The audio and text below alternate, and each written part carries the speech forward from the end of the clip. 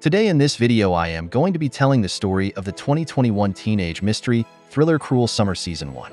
The first season follows two teenage girls in the mid-1990s and the repercussions on everyone's lives after one disappears and the other seemingly takes her place. But then the girl that was gone for a year comes back to see everything is completely different. If that sounds interesting and you want to see how the story shakes out, stick around for the rest of this video. Let's get it started. Episode 1. Happy Birthday, Jeanette Turner. This series uses a multiple timeline format for telling the story, and it is crucial to understand what is going on. I will do my best to represent what year each scene is taking place in accurately. The dates will all be between June 21, 1993 to June 21, 1995. It all takes place within a 3-year time frame. The first scene is of Jeanette Turner waking up on her birthday in 1993 with her parents, and the very next scene is her waking up in 1994 on her birthday to her boyfriend, Jamie, to surprise her. Then she wakes up in 1995, and she looks miserable and like she hates life. Her lawyer is there to talk to her about a current case against her. Then jump back to 1993 where Jeanette is biking around with her best friends Mallory and Vince. They go to the mall where Jeanette approaches popular girl, Kate Wallis, to say hi, and Kate's boyfriend, Jamie, is there too. In 1994, Jeanette is now the one dating Jamie, and they go to the skating rink together. She seems to be the popular girl now, and in Kate's spot. Kate has gone missing, and no one knows where she is. In 1995, Jamie is outside Jeanette's house with a gun contemplating something. Back to 1994, and Jamie takes Jeanette home one night and they hear a gunshot, but think nothing of it. The story is basically establishing a theme. In 1993, Jeanette is an innocent teenage girl. In 1994, she's the popular cool kid, and in 1995, she hates life and it's all dark and gloomy. In 1993, Jeanette plays hide and seek in an abandoned house with her friends with a key she got from her father's realty office. She goes downstairs to search for them and sees a mirror and a door locked in the basement, but thinks nothing of it, and when she gets upstairs, she is met by Martin, the new homeowner. She plays it off as a walkthrough, and then he says he's the new assistant principal at the high school. In 1994, Jeanette no longer hangs out with Mallory and Vince because she's too cool for them now. In 1995, Jeanette meets with her lawyer who is prepping her for trial. Jeanette says she has nothing to live for anyway. In 1994, Jeanette is hanging out with the girls, and then Tenielle tells her and Renee that Kate has been found alive. She had been missing for a year. Jeanette is shocked to hear this. They rush outside where Jamie clocks Jeanette in the face. When she gets home, the news comes on, and it turns out Martin Harris kidnapped Kate and held her hostage for a year. He died in a shootout. A few days later, Kate did a national interview where she stated that Jeanette found her alive only a few months after she was kidnapped and did nothing about it. She stole her life instead of helping her. Episode 2. A smashing good time. This one focuses a little more on Kate and what she went through. In 1994, Kate had just been rescued, and she talks with Jamie and wants to know how Jeanette got in with them so easily after she went missing. He said it just naturally happened. Jamie tells her he's with her now, and that's what matters. Kate also is upset with her friends that they replaced her so fast as well, and how they never went looking for her. In 1993, Kate goes to a charity event with her family where she first sees Martin Harris. In 1995, Jeanette's lawyer is talking with Ben, another teenager, and we learn Kate is suing Jeanette for defamation and not reporting a crime when she saw it. That's the case they've been talking about, and Jeanette thinks she's going to lose everything. Ben tells Denise he doesn't completely buy Kate's story, and some things don't add up. In 1994, Kate joins an abduction survivor chat, hoping it will make her feel better connecting with others who have been in her situation. Meanwhile, Jeanette meets with Jamie and tells her that Kate is lying and he needs to believe her. Jeanette says she's making it all up to cope with what happened to her. She then kisses him, and Kate is watching from afar. In 1993, Kate comes home one night to see her mom cheating on her father with another man, and Kate runs out of the house. In 1995, Kate is on the chat support group, and she tells a user, Berenice4, that she hasn't been completely honest about everything and she's scared for the truth to get out. Back to 1993 when Kate went storming out of her house. Martin approached her on the curb asking if she was all right. In 1995, Kate is shocked to learn Jeanette is countersuing her now for defamation, and Kate knows she hasn't been completely honest and Jeanette might have a case, and she screams. Episode 3. Off with a Bang. This episode will all take place on July 4th between 1993 and 1995. In 1995, Kate approaches Jeanette in her car yelling at her for filing a lawsuit against her. She says she already ruined her life enough. Why does she have to do this too? Does Kate realize she filed one first? In 1994, Jeanette's father Greg and brother Derek go confront Jamie and tell him to never lay a hand on Jeanette again as they learned Jamie punched her earlier. In 1995, Jeanette spends a lot of time cleaning spray paint off her car and house because everyone bullies her and tells her how horrible of a person she is. She also sees news reports making fun of her for the countersuit as they believe she is in the wrong. In 1994, Jeanette is called in for an interview with the police where they show her a bracelet that Kate gave them that belonged to Jeanette that she dropped, and it proves that Jeanette saw her that day. Jeanette says it isn't hers, but her parents know she's lying. Her parents start thinking she is guilty and wonder where they went wrong. In 1993, the night of the 4th of July, Jeanette goes to Martin's house to snoop around for a yearbook. He isn't there, but when she hears a car door close, she leaves. She then goes over to Mallory's house. In 1995, Jeanette goes back over to Martin's house to retrace her steps from that day, and she is shocked to Vince there as well. She tells him she really didn't see Kate that day, and if she would have told someone. She's not an evil person like everyone is making her out to be. She did have a bad feeling that day though, and she wished she acted on it. Vince tells her that he believes her. The episode closes in 1993 with Jeanette arriving back home giddy and pretending to smoke a cigarette. Episode 4. You don't hunt, you don't eat. The date for this episode is July 15th, 1993 through 1995. This one starts out in 1993 where Kate goes running out of the shower in the basement, but Martin closes the door on her. Then it's 1995, and she's being prepped by her lawyer on how to answer the court's questions when she takes the stand. She's also meeting with a psychologist now as well. Kate is now the one hanging out with Mallory instead of Jeanette because they see the same psychologist. Her mother, Joy, then hands her a letter Kate received in the mail, and it just says liar on it. Joy tells Kate she has to be strong and not let any of the bullying get to her, and they will make Jeanette pay for what she's done. Literally. In 1993, everyone heads out for a camping trip and Kate and Martin bond some more while there. In 1994, she tells Sylvia, her psychologist, that she has nightmares of him every night now. She tells Sylvia about a time she tried to escape, but Martin fought her off and locked the basement door. A little later, she is called into the police station, and when she gets there, she and Joy are pissed to learn they don't have any conclusive evidence that Jeanette knew about the kidnapping, so she can't be criminally charged. Only a civil suit will happen. In 1993, Kate and Martin sit together at the campground looking up at the stars. They bond when they talk about their family issues. He's definitely taking a liking to her. In 1994, Kate continues to talk with the mysterious Berenice 4 in an online chat, and it turns out to be her stepsister, Ash, trying to help Kate cope with the trauma. In 1993, Kate wakes up in the basement with all the necessities she will need to survive. The episode closes in 1995 where Kate is listening to her therapy sessions she started a year prior to make sure she has her story straight for court. Something a dishonest person would do. Episode 5. As the Carny Gods Intended. The dates for this episode are July 29th, 1993 through 1995. We pick up in 1995 where Kate is still listening to and studying her therapy session tapes. In 1994, Kate and Jamie get into a fight when she brings up the fact Jamie kissed Jeanette in the park, and he tells her he didn't do it. July 29th is the day for the annual festival, and in 1993, Jeanette is going to it with her first real date. He's definitely a goober, but so is she, so it works. In 1994, Jeanette goes to the festival with her brother Derek because Jeanette wants to straighten things out with Jamie. Jamie goes with Kate, but they are still fighting from the earlier argument. Jamie tells her he didn't kiss Jeanette, and it's just her trauma making things up, obviously lying because we saw him do it, and so did she. Kate is appalled by this accusation and breaks up with him. In 1995, Kate goes to the fair with Mallory, and she dunks Jamie in the dunk tank. She sees her ex-best friends talking to the press making fun of her haircut. Kate then goes into the mirror maze and hallucinates Martin. Jamie then finds her a little later and finally, a year later, admits to kissing Jeanette in the park, and Kate thanks him for telling the truth. In 1993, Kate goes up to a carnival game and Martin is the one running it. They definitely flirt with each other, which is weird in its own right. She leaves a scrunchie behind and he grabs it like a creep. Jeanette sees this and she tells Martin she will give it to Kate herself at school, and he hands it over, but he really didn't want to. Jeanette wants to use it to build a friendship with Kate. In 1995, Kate and Mallory go to Martin's grave, and she busts the headstone into many pieces. Episode 6. An Ocean Inside Me. The dates for this episode are August 15th, 1993 through 1995. The special thing about this date is that it is Jeanette and Derek's parents' anniversary.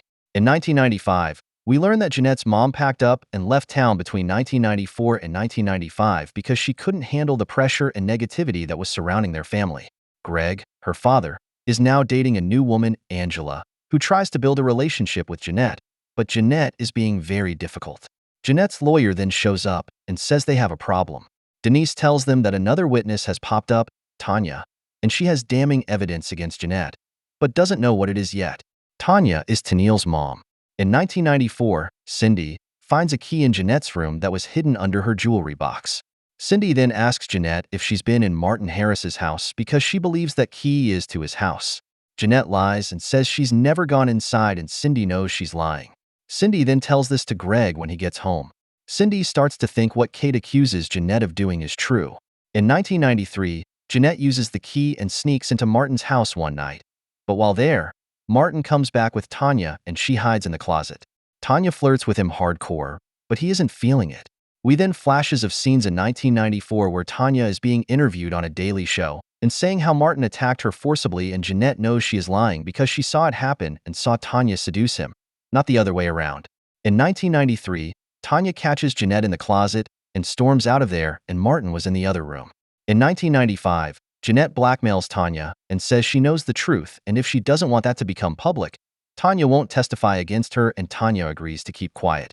In 1994, Cindy hands the key to Greg and tells him to test it out, but in the meantime, she's leaving town. He then goes to test the key on Martin's house, and it works. Episode 7. Happy Birthday, Kate Wallis. The date for this episode is August 29th, 1993 through 1995. This date is obviously Kate's birthday.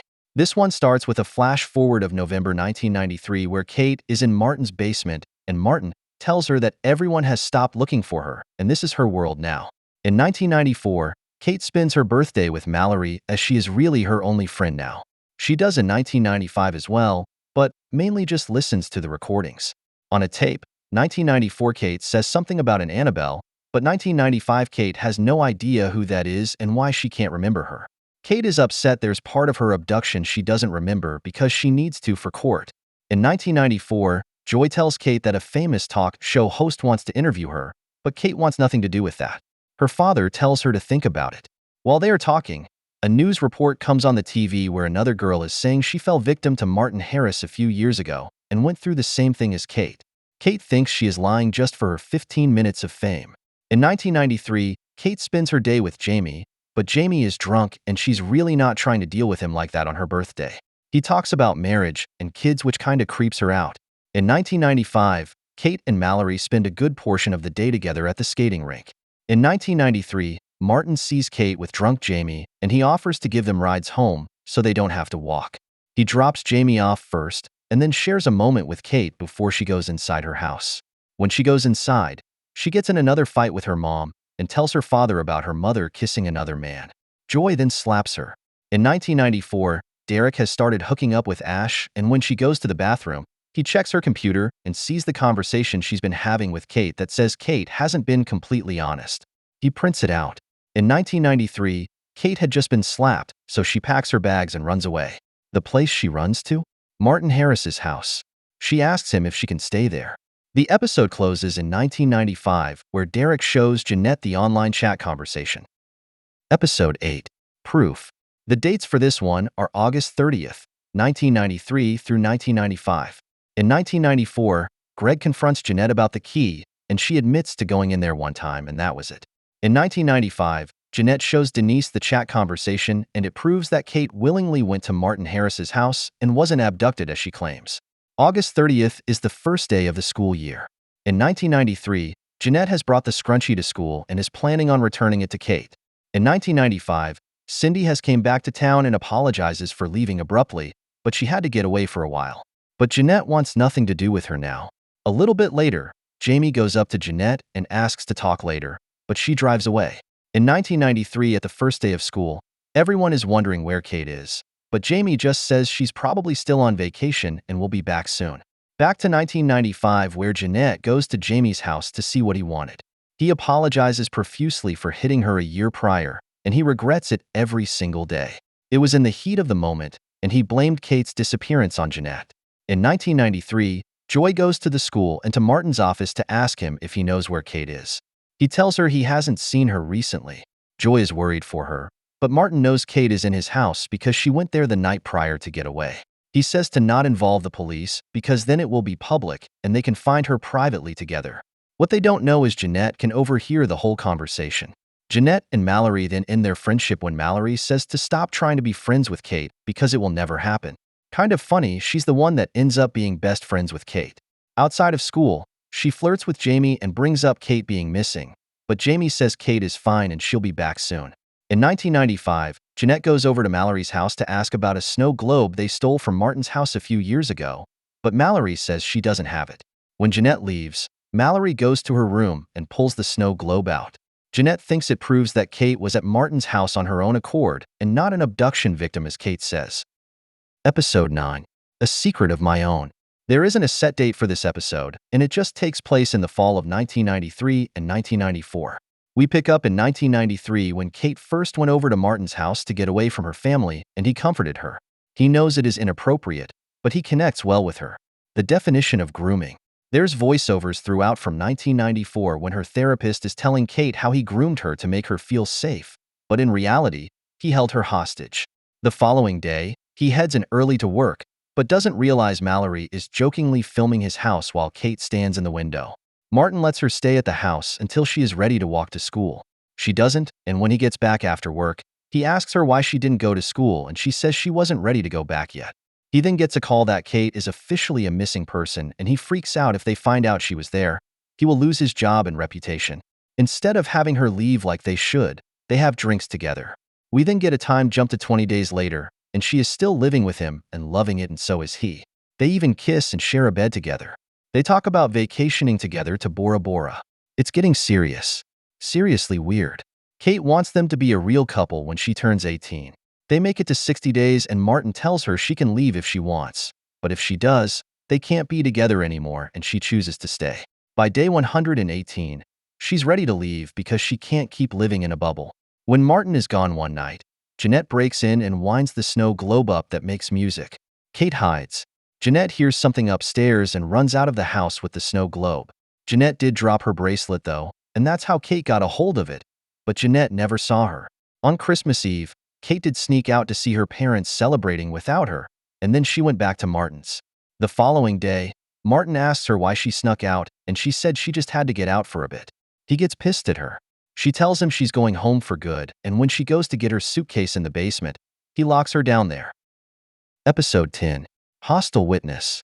Season Finale. The dates for the finale are October 3rd, 1993 through 1995. It starts up in 1995 where the lawyers are speaking to the jury for the trial. There's $11 million at stake. In 1994, Kate does the interview on the morning show telling the world what Jeanette did, and this causes Jeanette to cut off all of her hair. Back to 1995 and Kate is on the stand and she says she was drugged by Harris and then taken to his basement, which is not how it really went down. Denise shows the court the online conversation showing otherwise, and she has to read it out loud. That night, she tells Mallory she might lose the case with this new revelation, but still claims Martin held her against her will and Jeanette saw it happen and didn't do anything. She then goes to Martin's house and meets with Jeanette face to face to ask why they are doing this to each other. Jeanette tells Kate she started this by creating a lie and spreading it. Kate then brings up Christmas Eve whenever Jeanette stole the snow globe and left. Kate says she made eye contact with Jeanette as she was getting on her bike with a card in the tire and leaving, but Jeanette denies this happening. Jeanette then realizes the bike with the card is Mallory's, and it was Mallory that saw Kate that night, not her. Mallory was following Jeanette. Mallory went into Jeanette's house where they had another fight, and Jeanette threw the snow globe at Mallory and told her to leave. Kate can't believe she's been best friends with the real person that saw her that night. Kate apologizes to Jeanette for everything. Kate then asks Jeanette to go into the basement with her in hopes of unlocking the memory about Annabelle. Once down there, she has a memory to a time where Martin came downstairs and showed her his gun who he named Annabelle. She then grabs the gun and shoots him despite him begging her not to. She killed him. That was the gunshot Jeanette and Jamie heard in the first episode. Kate and Jeanette then make amends and drop their lawsuits against each other, and Kate goes on national television and tells the world Jeanette is innocent. Kate then goes to Mallory and confronts her about being the one to see her that night. Mallory admits to it, but she saw a woman living free and not chained in a basement, so she didn't think anything of it. She didn't even know it was Kate until she saw the news about Kate making it out alive. Kate tells her it's in the past and they are best friends and are going to ride it out together. The season closes with a flashback to 1994 to a day that Jeanette went into Martin's house while he was gone, and she heard Kate begging to be let free from the basement, and she did nothing about it. She might not have seen her there, but she knew she was there the whole time and still took her life. And that is it for Season 1 of Cruel Summer. I will be doing Season 2 in one of my next vids, but it is an anthology series, so Season 2 will be completely new characters and a new story. Thanks for watching.